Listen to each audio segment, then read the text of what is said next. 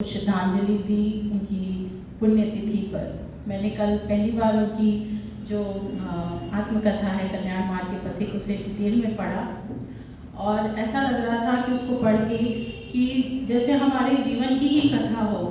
और जब हम अभी रवि अंकल उनके बारे में हमें डिटेल में बताएंगे तो हमने छोटे छोटे वो सुने थे उनके बारे में कि उनका दयानंद जी से महर्षि से जब मिले तो क्या उनमें बदलाव आया, फिर उनकी वो कितने सारे व्यभिचार, उनका मांस खाना, शराब आदि पीना, ये सब में वो लगे हुए थे जो उनका जवानी का पीरियड था।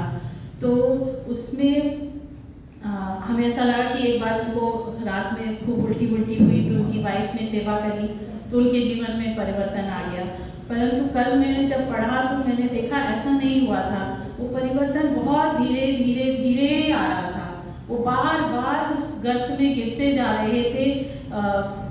मतलब उन्होंने कई वर्षों में अपनी पढ़ाई पूरी की। बरेली, मथुरा, काशी, जालंधर, लाहौर ऐसी जगहों पे समय बिताया। और जब वो पढ़ाई के लिए जाते उनकी संगति बार खराब लोगों के साथ हो जाती तो फिर वो उसी में डूब जाते।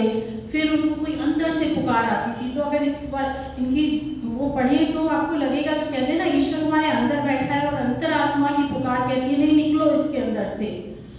तो ऐसा लग रहा था कि जैसे वो पुकार बार उनको कह रही है कि निकलो। तो मुझे और हम उससे रिलेट कर पा रही थी। हमने भी इतने साल बिताए हैं अपने जीवन के। हम बार ये इतनी जगत इतना आकर्षित करता है, हम बार उधर जाते हैं और फिर बार इधर आते हैं। तो एक उनकी जीवनी पढ़ने से ये मुझे समझ में आया कि ऐसा नहीं था। जैसे महात्मा बुद्ध, महर्षि, सभी लोग जो हैं धीरे पहुँचे, तो हमें भी धीरे ही हम पहुँचेंगे, ऐसा नहीं होगा। सबसे बड़ी बात संगति बहुत अच्छी होनी चाहिए। जैसे कि एक बाल्टी में अगर केकड़े डाल दिए जाएं तो वो बाहर नहीं निकलने देते। अगर कोई केकड़ा बाहर जाना चाहता है तो अगर वो केकड़े सत्संग साधु संगति वाले होंगे तो वो आपको बाहर नहीं जाने देंगे, और अगर वो खराब संगति वाले होंगे तो वो भी बाहर नहीं जाने देंगे। तो हमें संगति बहुत सही चुननी चाहिए। तो इसी जब उनको मैं पढ़ रही थी तो एक फिल्मी गाना है मनोज कुमार जी का, सायरा बानू का, जिसमें वो अपनी प्रेमिका से कह रहे हैं। लेकिन मुझे ऐसा लगा जैसे ईश्वर हम सबसे कह रहा है कि कोई जब तुम्हारा हृदय तोड़ दे। जब हमें दुख आता है तभी हम ईश्वर को याद करते हैं, लेकिन ईश्वर जो है हमें तब भी अपनाने को तैयार है, हम उसकी शरण में जाएं। तो ये गाना आपके सामने प्रस्तुत करना चाहती हूँ। मैं कर सकती हूँ माता जी? कोई जब तुम्हारा हृदय तोड़ दे, ऐसा फील कीजिए कि ईश्वर हमको ये बोल रहा है। तड़पता हुआ जब कोई छोड़ दे, तब तुम मेरे पास आना प्रिय। मेरा दर खुला है, खुला ही रहेगा तुम्हारे लिए।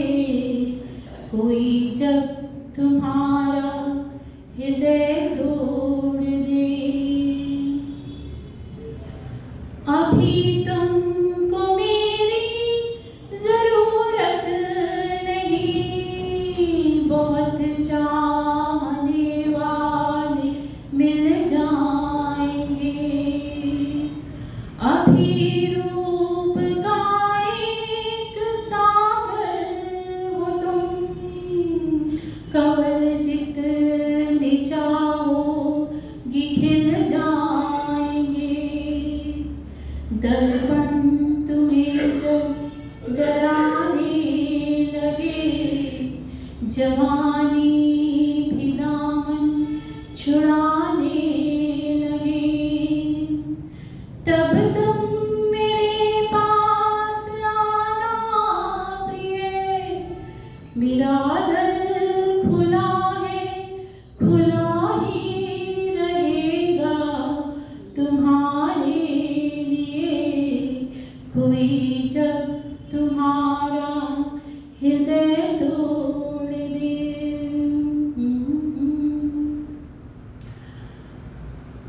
तो जवानी में हम जो है जगत के आकर्षण में फंसे रहते हैं, तो ईश्वर कह रहा है जब भी तुम उधर से दुखी हो मेरे पास आओ, मैं तुम्हें अपना लूंगा। दूसरी लाइन बहुत अच्छी है कि हम कैसे बार बार भूल जाते हैं। कोई शर्त होती नहीं प्यार में, मगर प्यार शर्तों पे तुमने किया। नजर में सितारे जो चमके जरा, बुझाने लगी आरती का दिया। जब अपनी नजर में ही गिरने लगो, अंधेरों में अपने ही गिरने लगो, तब तुम मेरे पास आना प्रिय। ये दीपक जला है, जला ही रहेगा तुम्हारे लिए। कोई जब तुम्हारा हृदय तोड़ दे, तड़पता हुआ जब कोई छोड़ दे, तब तुम मेरे पास आना प्रिय।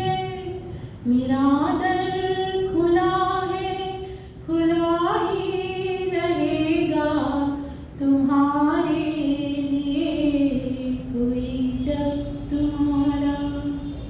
तो आइए हम भी अपने अंतरात्मा की आवाज़ को सुने, उस ईश्वर की आवाज़ को सुने।